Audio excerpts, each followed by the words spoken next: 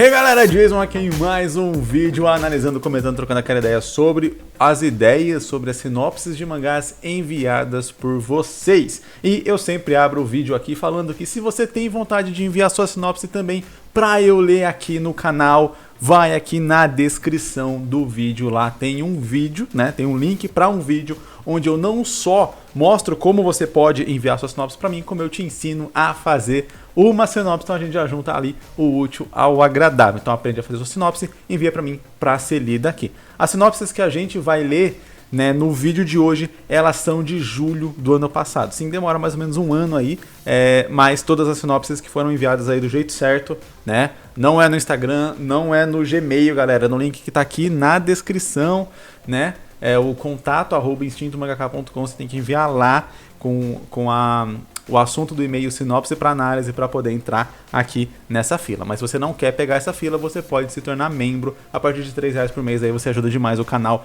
a continuar produzindo conteúdo, né? A gente a continuar aqui no YouTube. Opa, quase que eu derrubo a garrafa.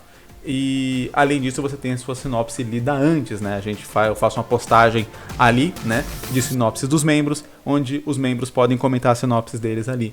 E elas são trazidas aqui para serem lidas no começo de cada vídeo de sinopse. Inclusive, a sinopse que a gente vai começar hoje, assim como quase praticamente todos os vídeos, é uma sinopse de membro. Inclusive, quero agradecer todos os membros aí do canal, vocês ajudam demais aqui, como eu disse, para a gente continuar fazendo conteúdo no YouTube, continuar aqui produzindo vídeo. É uma ajuda muito grande para a gente não depender só ali dos anúncios que toca aí no YouTube antes de você ver aqui o vídeo, ou enquanto você está vendo, interrompendo aí seu vídeo. O nome da primeira sinopse que a gente vai analisar hoje é Haruka, Crônicas de Ryuzaki, Ressurgimento.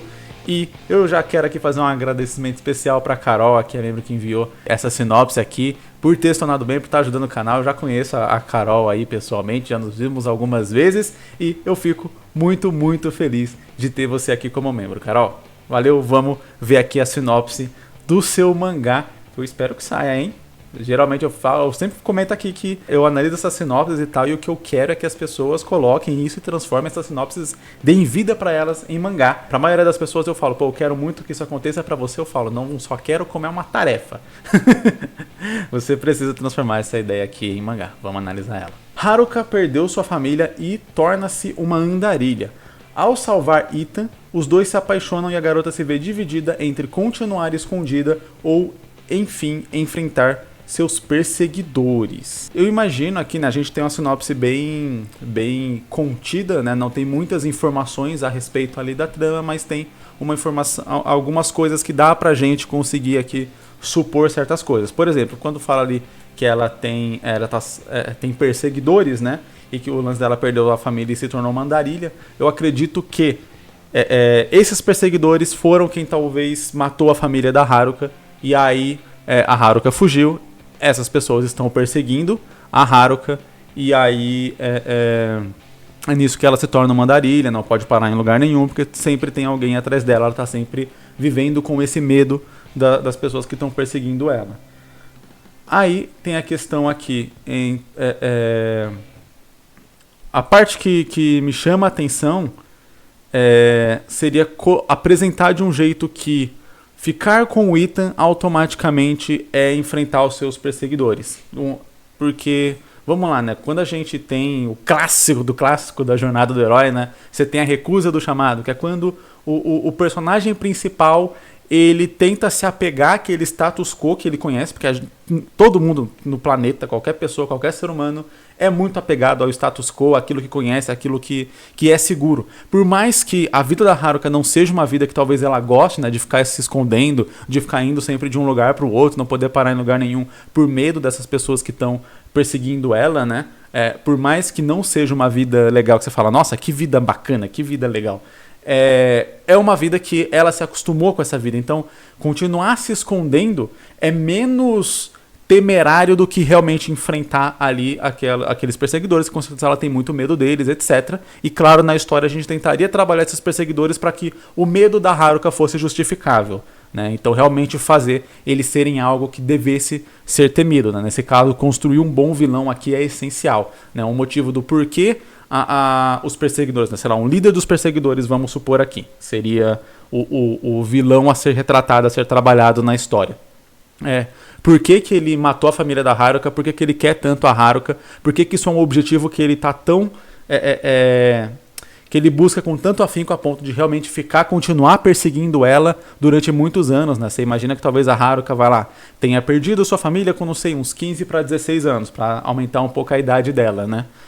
16 anos, 17, que ela já tá fugindo e tá com 18, 19. Então, tipo, às vezes ela já tá fugindo há mais de 1 ano, 2 anos, 3 anos, e os caras continuam perseguindo ela. Então tem que ter um motivo muito forte ali pra motivação desse vilão de continuar perseguindo ela. E aí, claro, conforme trabalha essa motivação, trabalha também o quão, né, temível esse vilão é, para que realmente, quando a Haruka também tiver dúvida sobre o que fazer, o leitor apresente essa mesma dúvida, né? Ele não fique tipo...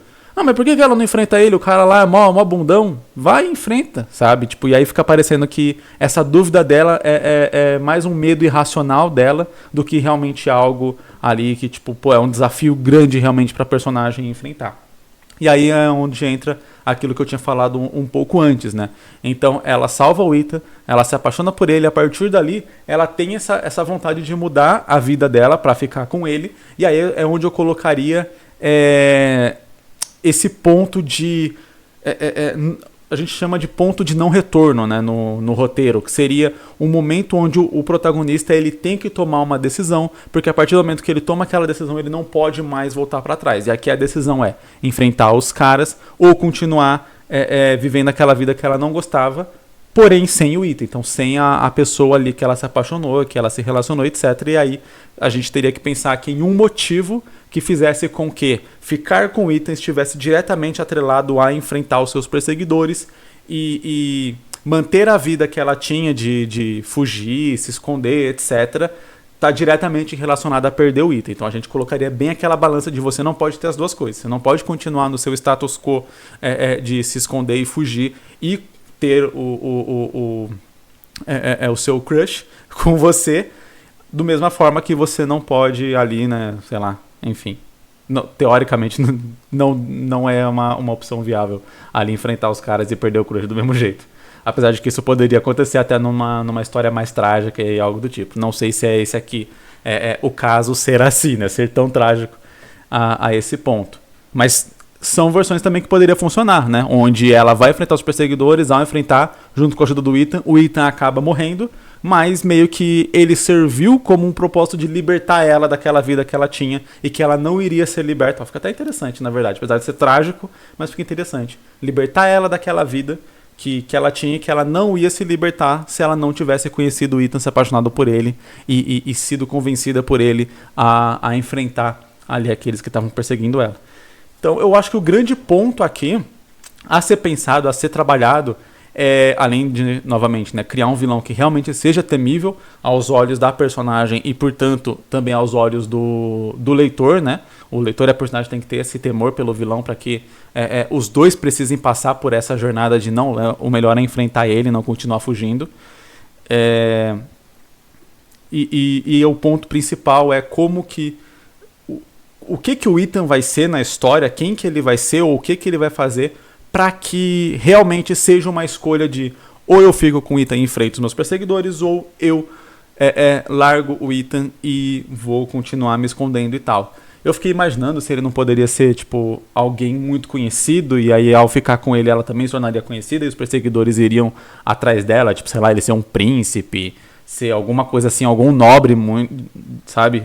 Alguma coisa nesse mundo que realmente desse um status muito grande pra ele, a ponto de que tipo, ele simplesmente não vai conseguir fugir, ele não vai conseguir viver essa vida, apesar de que daí fazer isso também pode parecer que ele é meio arrogante, que ele não quer deixar o reinado, a riqueza e a vida fácil de príncipe pra ficar com uma andarilha, sabe? Então é complicado, né? Essa parte eu acho que é a parte mais complicada, mas acho que é o foco central dos pensamentos aqui, que vai fazer essa trama funcionar muito bem. De a gente conseguir comprar essa ideia dela de que ela não quer ter que enfrentar os perseguidores porque ela tem muito medo disso, mas do outro ponto ela realmente pode sonhar com essa vida melhor ali do lado do Ethan, etc. E ele tá ali disposto a ajudar ela, só que a condição também para ele ajudar ela é ela enfrentar os perseguidores, porque, enfim, alguma coisa pode impedir ele de ir viver escondido e fugindo com ela para sempre.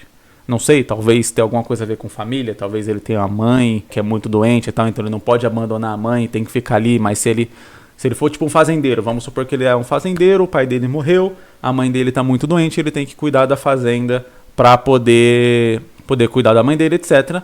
E aí, por mais que ele possa esconder a Haruka lá, né, uma hora os perseguidores vão chegar, a Haruka sabe disso, sabe que se os perseguidores chegarem, eles talvez vão matar o Ethan, talvez vão matar a veinha, né, a mãe do Ethan, vão destruir a fazenda e tal, então ela não quer isso. E aí tem essa questão, eu quero ficar com ele, mas se eu ficar com ele os perseguidores vão vir, eu vou ter que enfrentar. Aí ó, tá aí talvez uma possibilidade. Vão ter que enfrentar, né, eles, porque eles vão me achar aqui. Eles me achando aqui, eu vou estar arriscando a vida deles. Inclusive ela pode pensar em fugir, e aí, né, numa espécie de passagem do segundo pro terceiro ato, ela pode pensar em fugir, realmente sair, abandonar o Ethan, e aí depois, sei lá, agora que ela conheceu que poderia ser uma boa vida, mesmo estando fugindo, ela muda a mente dela, e aí ela fala que vai voltar. O Ethan pode já ter convencido ela a ficar aí, dito que iria ajudar ela a enfrentar os perseguidores e tal, e ela, pelo medo que ela tem que falar, não, você não sabe com quem você está lidando e tal, eles acabaram com muita facilidade com uma vila muito maior do que essa sua fazenda, eles acabam com sua fazenda em um piscar de olhos, então não quero arriscar sua vida e tal, e aí fica esse conflito dela de tipo, pô, eu poderia ter uma vida melhor se eu ficasse ali, só que o preço disso não é só enfrentar o meu medo, mas também talvez arriscar ali a vida da pessoa que eu amo, etc. E aí seria quando ela voltaria, estaria disposta a pagar esse preço. O Ethan também, para poder ficar com ela, ajudar ela, porque ele também se apaixonou por ela.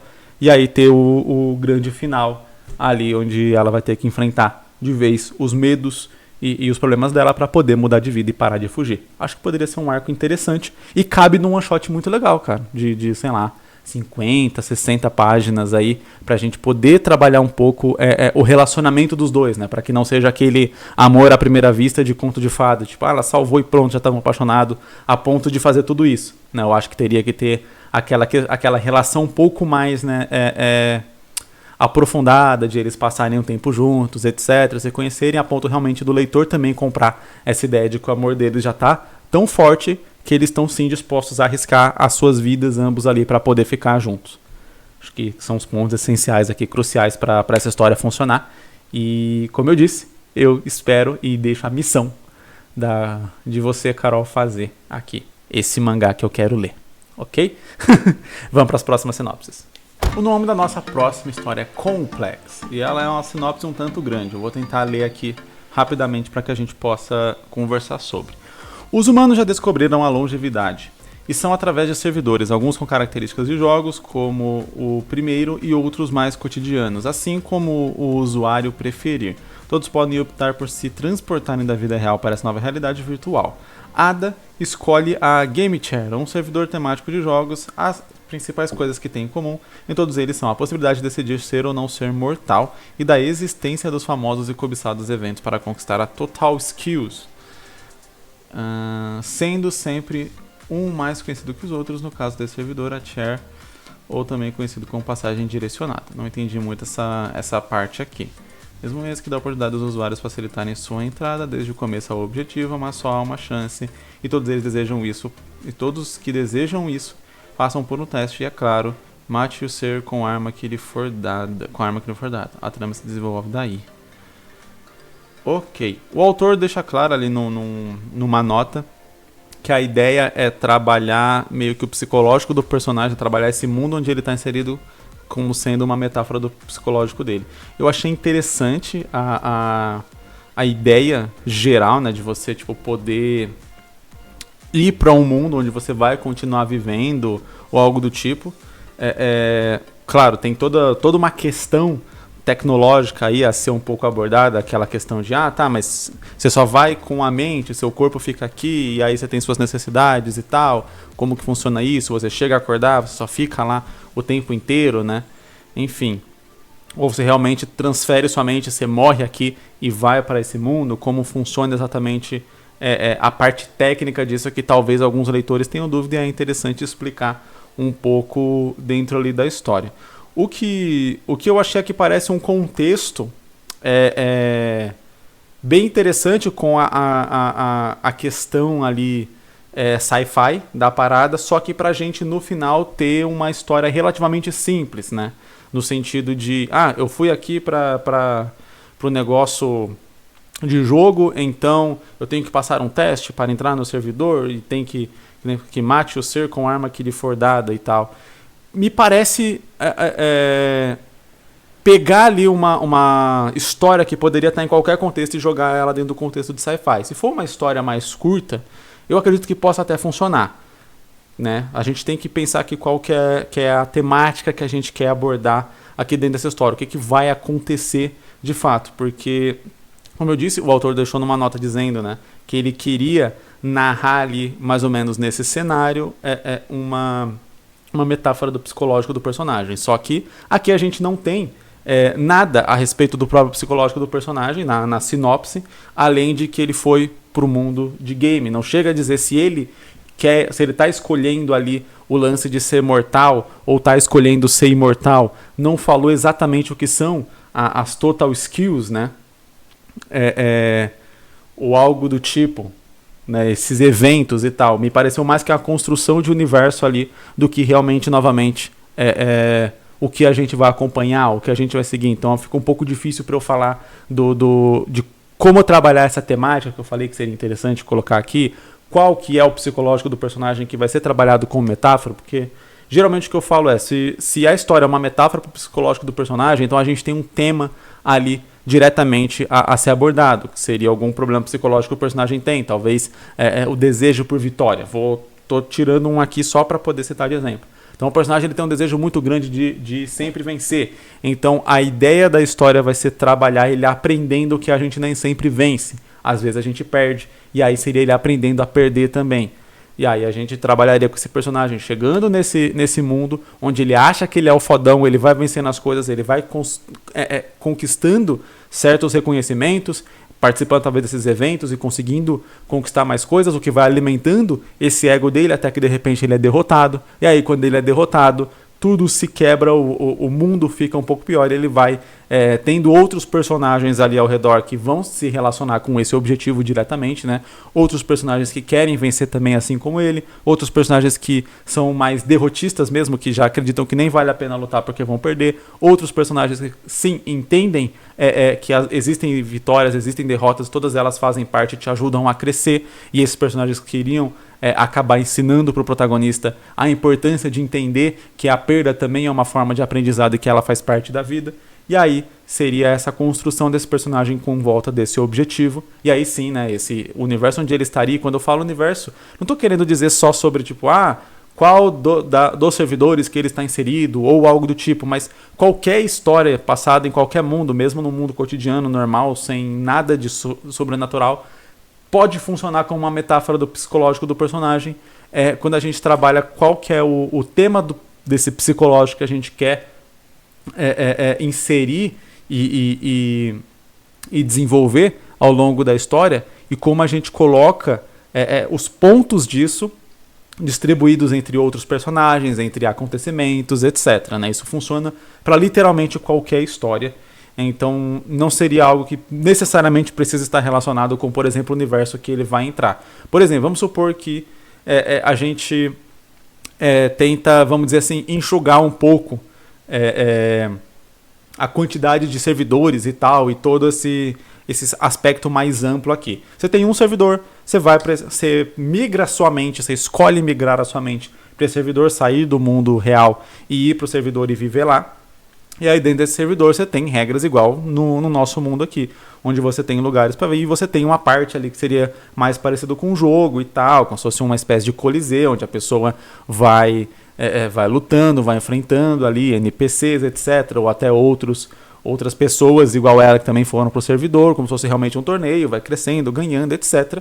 Nada muito diferente do que se você falar que a pessoa foi para um torneio de boxe ou de MMA e por aí vai, onde você vai crescendo e tudo mais, para conseguir liberar essas skills, conseguir fazer essas coisas, com a vantagem de que você estando dentro de um ambiente de jogo, daria para fazer mais magias e poderes e coisas do tipo, né, dar uma viajada ali, né, poderes que, por exemplo, estariam ativos só durante o combate ali nessa arena virtual e que não estariam ativos fora, por exemplo. E aí o personagem ir crescendo nisso e ter a sua temática trabalhada dentro desse torneio, sem necessariamente, como eu disse, ser uma espécie de mundo que ele entra específico ali, né? Tipo, eu vou ir para o mundo de jogo ou algo assim. Foi mais ou menos pelo que eu entendi aqui que é o funcionamento da história. Ou seja, teriam vários outros mundos e ele particularmente escolheu o de jogo. E aí, como eu disse, dá pra gente trabalhar dessa forma. Igual eu falei aqui, né, a gente não tem muita informação de como seria a personalidade do Ada, né, além de que ele escolheu o mundo de jogo, ou qual seria os aspectos e o que ele iria realmente viver nesse mundo, além de um teste para entrar, e aí ele entra e vai enfrentar um monte de inimigos. Novamente, a gente precisa de um pouco mais de substância aqui para trabalhar esse personagem esse personagem veio de onde, qual o contexto que ele estava inserido, por que ele escolheu o mundo de jogo, né? E o que ele vai passar na trama e como que ele vai chegar no final, o que ele vai fazer no final e por que isso é importante ali pro personagem, para aquele personagem que tá vendo, qual seria o final dessa história que a gente tá imaginando aqui. Acho que isso é bem importante para não parecer só uma história perdida ali num mundo muito interessante. O mundo criado aqui é muito interessante, muito legal. Dá para explorar, inclusive, outros tipos de história dentro desse mesmo padrão de mundo, né? Nesse mesmo universo aqui. Dá para fazer várias histórias diferentes.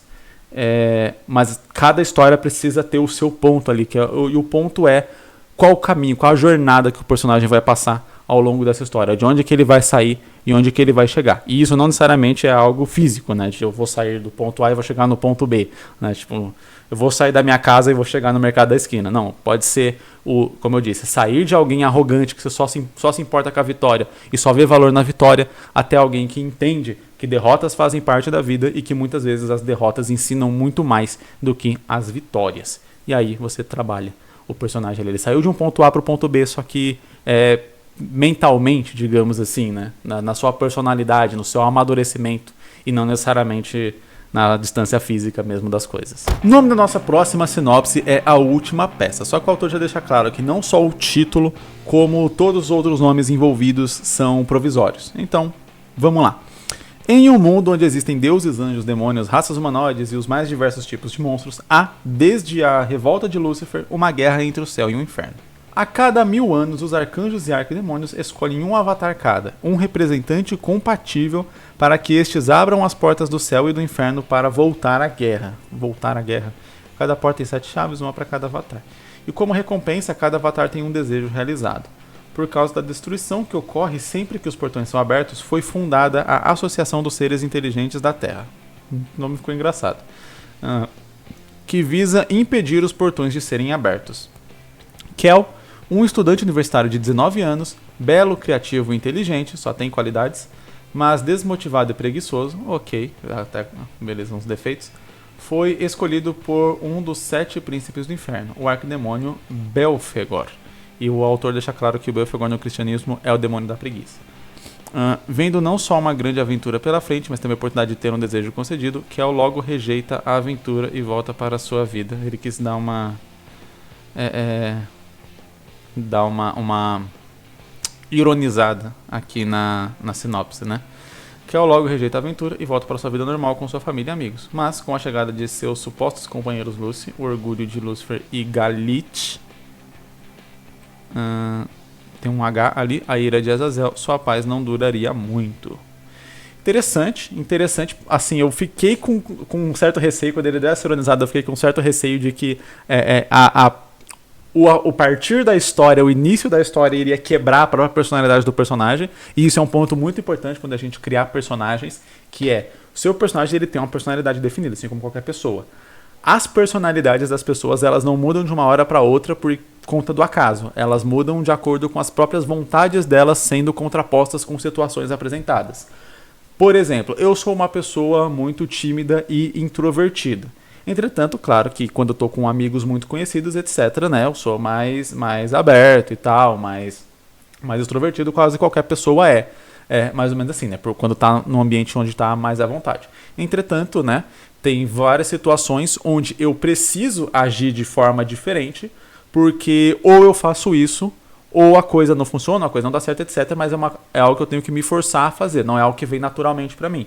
Então, quando você tá fazendo um personagem que é introvertido, você pode colocar ele em situações onde ele necessita ser extrovertido, mas você precisa fazer aquele personagem sentir que aquilo é um desafio, que aquilo é duro, fazer ele não querer aquilo, mas saber que tem que fazer, etc. Então você tem todo vamos dizer assim, uma etapa de processos que você tem que colocar na sua história para fazer um personagem agir contra a personalidade estabelecida dele. Então quando você fala que o cara ele é foda, ele é bonito, ele é criativo, ele é inteligente, etc. Só que ele é desmotivado e preguiçoso. Então beleza, você não pode fazer esse cara na história ser motivado ou em algum determinado momento, ou ser proativo, né? Então ele tem que ter preguiça de fazer as coisas. A preguiça, para mim, ela é um dos defeitos mais complicados de se fazer em história, né? A desmotivação também, são dois dos defeitos mais complicados de se você fazer numa história, porque geralmente, né, o próprio nome protagonista, né? Então é o personagem que ele é proativo, né? O proativo vem de protagonista, então aquele que protagoniza, enfim, é o personagem que vai e faz as coisas. Se o seu personagem ele é desmotivado e preguiçoso, significa que ele não vai fazer nada. Então ele vai ser automaticamente um personagem reativo. Geralmente em histórias, um personagem reativo ele é considerado um personagem ruim. Isso não é, claro, uma regra escrita em pedra, mas é que geralmente o personagem reativo é aquele personagem que você geralmente não consegue torcer muito por ele. Porque ele não parece estar buscando nada. Logo, ele só vai reagir às coisas que acontecem com ele ali, então sempre vai ficar aparecendo ali que tipo, as coisas vão meio que caindo no colo dele ao acaso, e como eu já disse algumas vezes aqui nas análises de sinopses, não existe acaso quando a gente está falando de histórias, de obras de ficção, existe roteiro, então vai parecer que as coisas caem no colo dele por culpa do roteiro, vai parecer que a história é movida mais por culpa do roteiro do que por ações do personagem, consequências das ações do personagem, e aí isso acaba fazendo todo um comboio ali que geralmente faz a história ficar um pouco pior, já que o protagonista é um dos elementos centrais de fazer uma boa história, né? Protagonista e vilão, que são os dois personagens que agem proativamente para fazer a história andar, né? Se eles não agem para fazer a história andar, logo a história acaba tendendo a ficar parada. Aí no caso, o que funcionaria aqui para que você fala assim, então Jason, não tem como fazer personagem desmotivado e preguiçoso, é impossível, é proibido fazer isso. Não, você tem que conseguir contornar isso de alguma forma, né? Seja partindo por uma abordagem mais de comédia, então o personagem tem isso, e aí a gente vai para uma história muito mais de comédia, onde a gente vai ter os personagens basicamente ou praticamente arrastando ele para fazer as coisas. É interessante que ele seja talvez criativo e inteligente ou algo assim, que ele possa resolver certas coisas com uma certa facilidade, só que ele simplesmente escolhe não fazer isso porque ele acha que vai dar muito trabalho ou algo do tipo. O problema disso é que ele pode acabar virando uma espécie de Deus Ex Machina. E um Deus Ex Machina no próprio protagonista é uma coisa novamente complicada. O que geralmente boa parte dos autores fazem para trabalhar com personagens preguiçosos e desmotivados é colocar ele na função de coadjuvante e não necessariamente de protagonista, já que é muito mais fácil a gente apresentar situações de comédia engraçada mesmo em situações sérias com personagem coadjuvante e a gente ter ali o protagonista como um personagem realmente que a gente vai conseguir se identificar mais, torcer.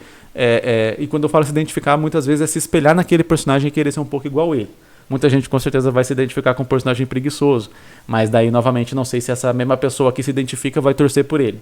Talvez torcer para que ele consiga vencer a preguiça, para que ele consiga vencer a desmotivação e faça alguma coisa, não sei. Eu acho que pode funcionar numa história um pouco mais curta, onde a gente trabalharia com uma jornada exatamente desse personagem aprendendo a criar um pouco mais de motivação e entendendo que se deixar levar pela desmotivação e pela preguiça pode gerar consequências muito sérias e muito graves que talvez ele não quisesse enfrentar essas consequências. E aí por isso ele precisa, em algumas determinadas situações, passar por cima desses traços da personalidade dele, por mais difícil que seja, e conseguir enfrentar realmente, agir proativamente em direção a algumas coisas. Aí eu acho que em histórias mais curtas conseguem funcionar. Novamente, porque daí você tem a história mais curta, você não tem tanto tempo acompanhando aquele personagem ali a ponto de repente achar ele um chato, um saco e não querer mais ver ele, querer torcer para que alguém apareça e mate ele. É um perigo muito grande quando a gente faz personagens assim, né? Que eles são mais parados, etc. Enfim, pode ser complicado. Eu iria realmente para uma abordagem mais de comédia, o que parece ser o caso, né? Ele vai ter relação, eu acredito, né? Ele foi escolhido por um sete demônios, príncipes do inferno, Dark Demônio, ok, né? Ele vai realmente ser o demônio da preguiça e tal. Então, o que eu acho que pode acontecer aqui é a gente realmente ter uma... A partir do começo da comédia, de realmente o personagem ter esse lance e tal, da preguiça, só que talvez, à medida que a história vai ficando um pouco mais séria, né? Alguns acontecimentos vão acontecendo, é o que eles fazem, né? Acontecimentos acontecem.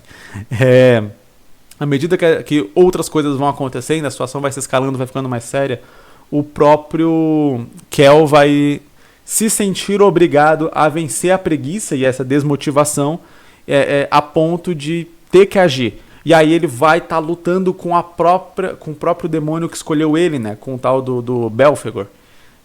Que é o demônio da preguiça, né? Então a preguiça dele foi exacerbada por conta de ser o demônio da preguiça. Talvez, até pra gente encurtar essa história um pouco, a gente possa fazer algo parecido como se o Kel ele fosse um dos últimos a serem recrutados, entre aspas, digamos assim. E aí numa história, numa vertente bem mais curta, o objetivo realmente seria do Kel talvez vencer a preguiça. Ou algo assim. Por quê? Vamos lá. Imagina que todo mundo foi escolhido, todos os demônios. Demônios são demônios das mais variadas coisas. O demônio da preguiça, com certeza, é mais difícil de você convencer a ir fazer alguma coisa. Afinal de contas, ele é o da preguiça. Ele não quer ir fazer nada, né? Ele quer evitar a fadiga, como eu diria o Jaiminho. Então, seria interessante se realmente viessem os outros e a ideia deles fosse tentar convencer o Kel a ir. E aí, enfim, nas mais variadas formas, o Kel não vai ir lá porque ele tá fechado com o demônio da preguiça. Ele não quer fazer parte disso, aqui ele já faz, inclusive boa parte da preguiça dele vem por causa do demônio também. E aí, em determinada situação, talvez eles desistem de tentar convencer ele fica para trás realmente.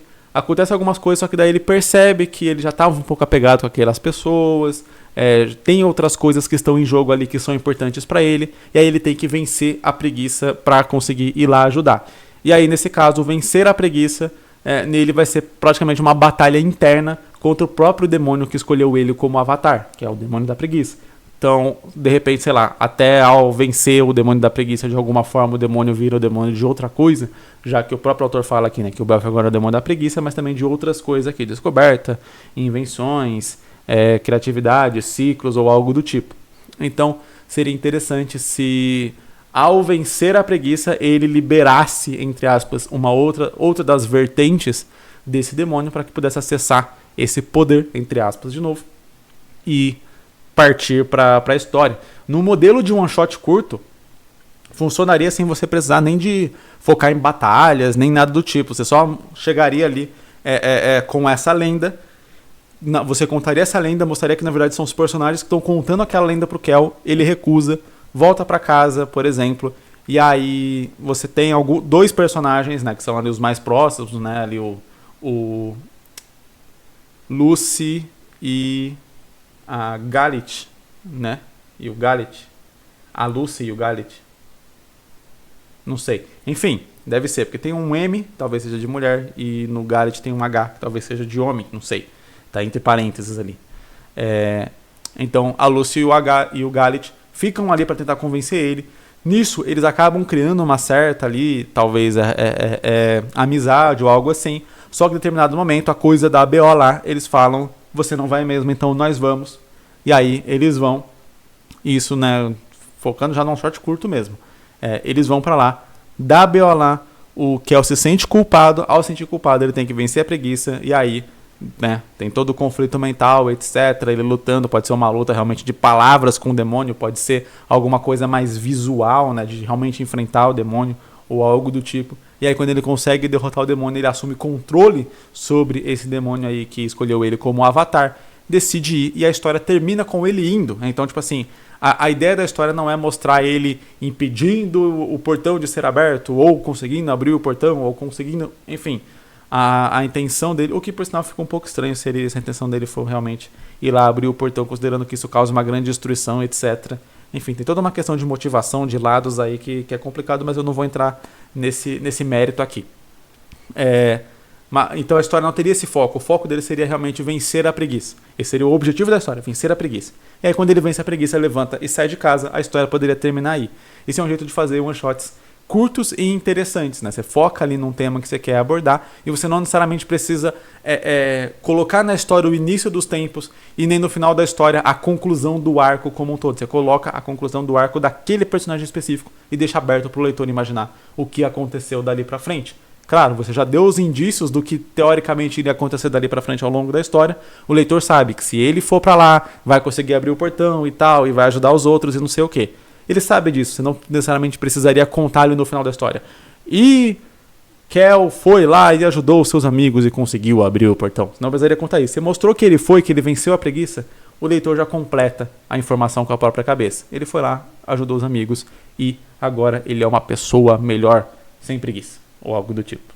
E vamos para a nossa última sinopse. O nome dela é Cursed Game. Cursed Game. Eu acho que seria Cursed. Enfim, vamos lá. Se fosse jogo amaldiçoado, seria Cursed Game. Cursed. No Zewa, estudantes da segunda série do ensino médio, né? De uma escola específica, ok? São chamados para uma excursão escolar que os levaria até a sede de uma empresa famosa, a Omega Future, que desenvolve aparelhos eletrônicos. Só que quando os estudantes estavam chegando, todos desmaiaram e acordaram em um lugar cheio de armadilhas e criaturas horrendas. Agora 6 jovens terão que trabalhar em equipe para encontrar a saída do local. Esses jovens são Ray, Lloyd, Annie, Lillian, Marcus e Gina. Ok, então tem aquela pegadinha meio que de terror, né, ali. Pelo que eu entendi, vai ser aquele lance meio tipo, eles estavam num sonho, era na cabeça deles, imaginação, alguma espécie de teste, etc. Que eles estão indo para uma empresa de tecnologia, então talvez possa ter a ver algum lance ali, tipo de uma tecnologia, enfim, talvez experimental, talvez alguma coisa assim. Seria uma espécie de teste, ou uma espécie de jogo, realidade virtual, realidade aumentada. Acho interessante a ideia de tentar trabalhar como se fosse algo que está acontecendo ali de maneira real, só que dando indícios já do plot twist, entre aspas, de que eles estavam ali o tempo inteiro, né, dentro da empresa ou algo assim. Talvez pode ter acontecido um defeito. Vamos imaginar que esses estudantes foram, né, e não só esses vão ficar presos lá, mas talvez são esses que estavam juntos e que vão ficar juntos ali de alguma forma. Mas talvez todos que estavam ali acabaram indo para esse mundo, para essa versão bizarra onde tem monstros e algo assim. Pode ter sido até um defeito que aconteceu ali. Vamos supor que eles estavam fazendo um experimento de realidade aumentada e tal, onde você conecta eletrodos e coisa do tipo na cabeça e a pessoa vê algo. Só que aí deu um BO e aí em vez de precisar dos eletrodos, esse negócio pegou uma parte ali do prédio, uma parte da sala onde essas crianças estavam, onde essa turma estava, ou talvez um pedaço, né? Vamos supor que vai ser só com esses personagens. Eles podem ter se afastado ali do restante da turma. Pode até ser uma desculpa interessante para só eles terem pego. Eles podem ter se afastado da turma porque ficaram de olho em alguma coisa estranha que eles viram, por exemplo, no computador. Vamos supor que eles viram um desses monstros, dessas criaturas horrendas numa tela de computador. Aí eles ficaram olhando lá, eles eram amigos. Eu acho que tem personagens demais, acho que a gente poderia tirar alguns personagens ali para poder desenvolver melhor os que sobraram, porque senão a gente, novamente, fica uma história talvez muito extensa ou algo do tipo, muitos personagens ali, alguns vão ficar meio que para escanteio, sem muito desenvolvimento, sem muita utilidade ali na trama. Claro, talvez como é uma história meio que de terror, vai querer ter mais personagens para poder matar alguns, né? Mas daí talvez eu preferia, ao invés de ter um número grande de personagens pra gente poder matar metade e esses personagens serem descartáveis, eu preferia ter um número menor de personagens que a gente se importa e aí mata um ou dois, porque você se importa com aquele personagem, você vai sentir mais a morte dele. A morte dele vai ser mais impactante do que se você matar 8 personagens que ninguém se importa, sabe? Então eu iria pro caminho de ter menos personagens e desenvolver eles mais, né? Gastar mais tempo ali com eles e tal, entendendo melhor quem esses personagens são, para que a gente possa se importar com eles. E caso aconteça realmente de eles serem mortos nessa ficção, né, ficticiamente ali, ainda mais nesse modelo que eu imaginei, onde tudo seria meio que uma projeção desse dispositivo de realidade virtual que deu defeito e pegou eles ali, então na hora que voltasse, né, os personagens que morreram dentro da realidade virtual não teriam morrido de verdade, iriam acordar ali depois. Se a gente se importa com esses personagens, o sentimento vai ser tipo, pô, que legal que ele não morreu, que bom que não morreu, pô, mó vacilo se o personagem tivesse morrido e tal. Enquanto, numa outra realidade, onde a gente tem uma tonelada de personagens, a gente mata a metade, e todos eles voltassem à vida no final, e falar, que negócio covarde, não teve coragem de matar ninguém, de as mortes tudo fake. Enfim, então muda muito a visão da coisa, dependendo de como você faz, como você trabalha e desenvolve esses personagens. Então, eu iria para um grupo menor ali de amigos e tal, e desenvolveria mais esses personagens, talvez até não necessariamente de amigos, mas alguns ali podem também não ser amigos e tal. Então os amigos se juntaram para olhar o monstro, os outros foram zoar eles ou foram chamar eles porque a professora já estava indo para longe e tal com a turma, veio chamar e aí todos eles acabaram sendo pegos ali no negócio, o que pode gerar aquelas intrigas também de eu não sei o que o diabo eu tô fazendo aqui, não sei o que, a gente se perdeu da outra turma, era pra estar com a turma, não sei o que, agora eu tô com vocês porque eu vim chamar vocês aqui, então a culpa é de vocês e tal, pode gerar essa intriga também, fica interessante ali, né? E aí, padrão, a gente tem um desenvolvimento desses personagens para eles enfrentarem isso que eles estão enfrentando ali, que é uma realidade virtual. No mundo real, eles estariam, sei lá, desmaiados no chão, os outros alunos, professores, médicos, etc., estariam tentando descobrir ali o que aconteceu com eles, o que está acontecendo, aí tentando acordar eles de alguma forma, tentando desligar ali a projeção de alguma forma, talvez tendo medo, só que isso não seria revelado pra gente, né? Porque a ideia seria tentar trabalhar como se aquilo tivesse acontecido de verdade na história, né? Então, talvez eles não necessariamente precisam ser teleportados para um outro lugar, mas talvez possa acontecer como, sei lá, se aquele monstro que estava ali na tela, que eles viram, saísse da tela, aí, sei lá, nisso, que ele sai da tela, ele mata alguns pesquisadores ali, isso já na cabeça deles, na visão ali da realidade virtual aumentada, né? Mata os pesquisadores, eles se escondem, etc. E aí eles vão entrando ali pelo laboratório, não conseguem achar os outros, enfim. Vai desenvolvendo a trama como se aquilo tivesse acontecendo de verdade ali, só que, claro, deixando certas pistas ali, para que na hora que fale, isso foi só um negócio da projeção, etc., o leitor lembre das pistas e fale, putz, faz sentido, tava ali o tempo inteiro, só eu que não vi, que é o negócio que eu comento aqui, toda história de mistério ou que tem um plot twist ou algo assim, precisa deixar pistas da resposta real ali no meio, só que essas pistas têm que ser imperceptíveis o suficiente para o leitor não pegar e deduzir a história inteira e acabar perdendo a graça do plot twist. Porém, elas também não podem ser escondidas o suficiente para que o leitor não lembre delas quando o final ali acontecer, quando o plot twist for revelado. O legal é quando exatamente o leitor só percebe que aquilo eram pistas quando ele tem a resposta final. Ele só percebe que aquilo ali, né, fazia parte da resposta final quando a resposta é dada para ele. Esse é o truque de mestre, é o jogo para fazer a história ser interessante. Eu acho que funciona muito bem isso aqui nesse mangá.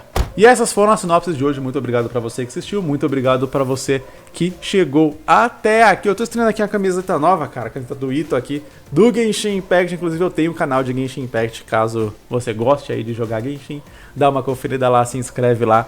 Yorogame, o nome do canal, certeza aí que você vai gostar. Se você já gosta do meu canal aqui, você vai me ver sendo completamente diferente do que eu sou aqui no canal de desenho. Deixa o like aqui embaixo para me dar uma força e eu vejo você em um próximo vídeo.